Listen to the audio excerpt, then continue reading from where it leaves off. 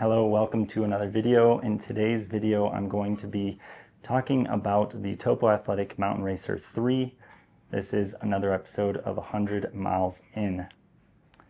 So in this episode of 100 Miles In, where I tried to review the shoes that I run with after 100 miles, of course, trail or road, and just let you know my honest opinion on these shoes.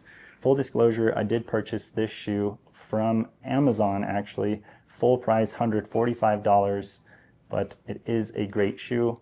Let's dive into this review. I do want to let you know that I have 151 miles in this shoe, so I'm a little bit over the mark of 100, but here are my thoughts. So a few tech specs on the shoe. It is a 5mm drop shoe with 33mm of stack in the rear and 28mm of stack in the front. It has a Vibram Mega Grip outsole, which is amazing. Before these shoes, these were my first Topo trail shoes. And before these shoes, I would run in Ultra shoes, none with the Mega Grip outsole. I know they have some, like the Timp 5s and the Timp series and the Olympus that has the Mega Grip outsole.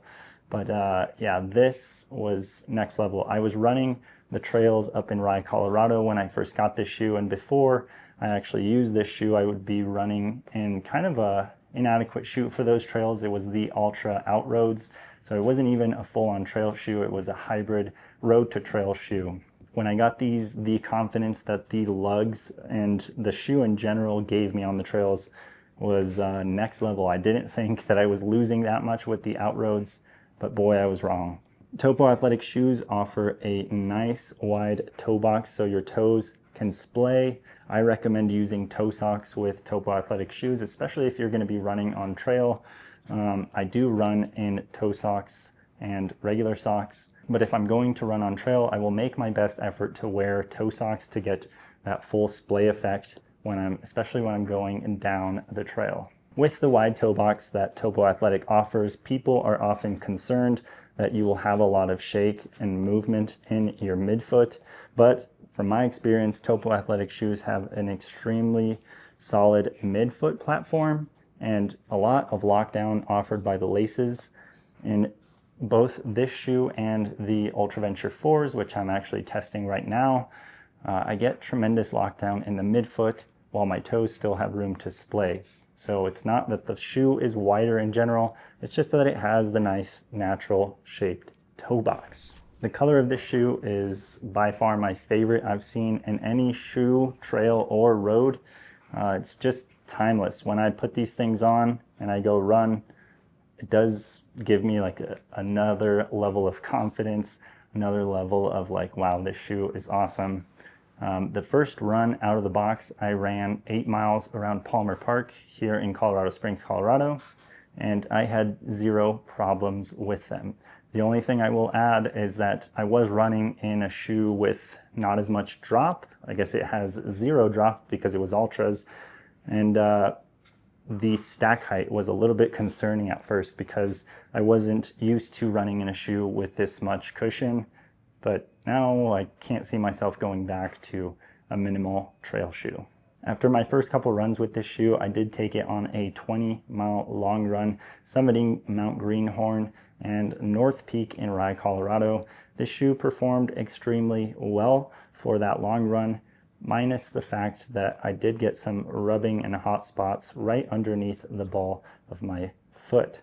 More on this in a bit. So I did get this shoe to complement my road shoe, the Topo Athletic Phantom 3, which has a 5mm drop as well, and it has the 33mm in the back, 28 in the front. So it pretty much mimics that feel, but on trail.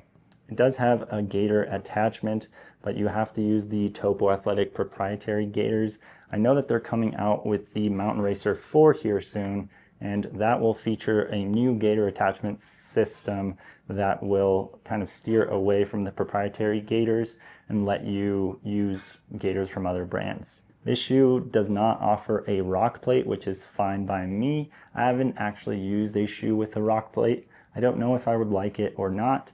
Let me know in the comments below if you guys use shoes with a rock plate and if I should try one potentially. So besides all the good things about this shoe, there is one major downside that is really important because I like this shoe so much.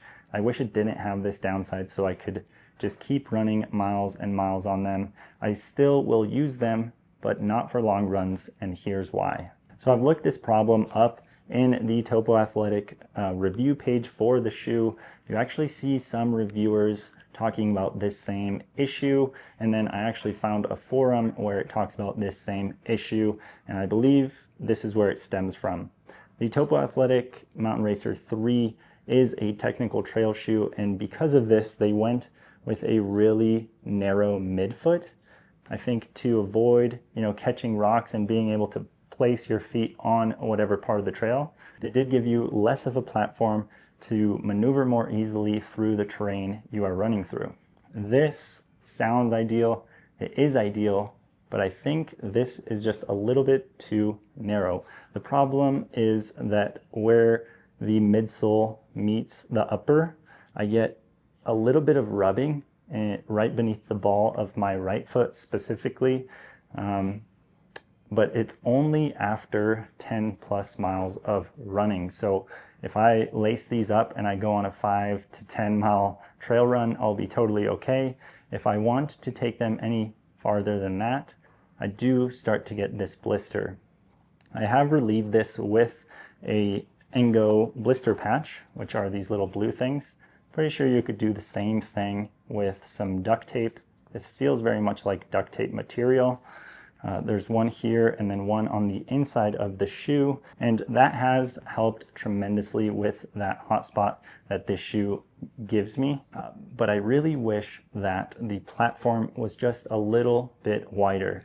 I've never been one to consider myself wide-footed, and I've never opted to go with a wide version of a trail shoe or a road shoe for that matter. But I probably would, if they offered this in wide, I would go with that because that would hopefully resolve that issue.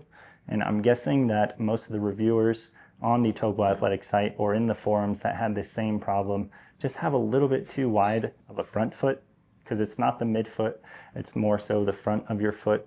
Really wish that wasn't the case with these, because other than that, I think this is an ideal shoe for trail runs. But yeah, can't skip that fact because it is a huge bummer with this shoe. Now the Topo Athletic Mountain Racer 4 is coming out here soon, and I do want to give it a shot because it does have a different foam. This is zip foam, or I think it's still zip foam that they put in the Mountain Racer 4, but a different blend, a little bit softer, they said. So maybe that will help with that issue, but I do wish that they would just offer this in a wide version, or just make it just a little bit wider so that most people that have that issue would just not have it at all.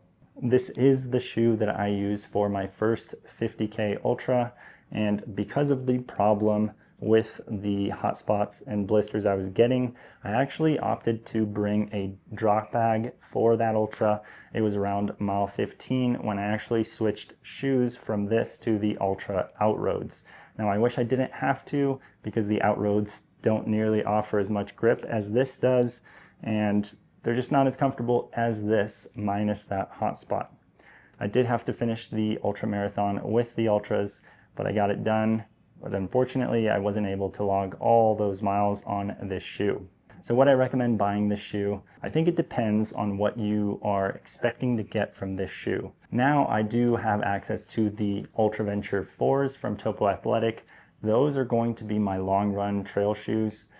They don't offer the 5mm lugs or aggressive lug pattern that these offer, but they are much more comfortable in the long run. If I were to buy this shoe again, I would hope that I wouldn't get the hot spots, but if I did, it's still a tremendous shoe for any runs that are 5 to 10 miles. For me, they don't work for anything other than that because of the hot spot issues. I know many people out there have run ultras or even 100 milers in this shoe with zero problems. So it does depend on your foot type and if you have sort of a wider front foot, which apparently I do.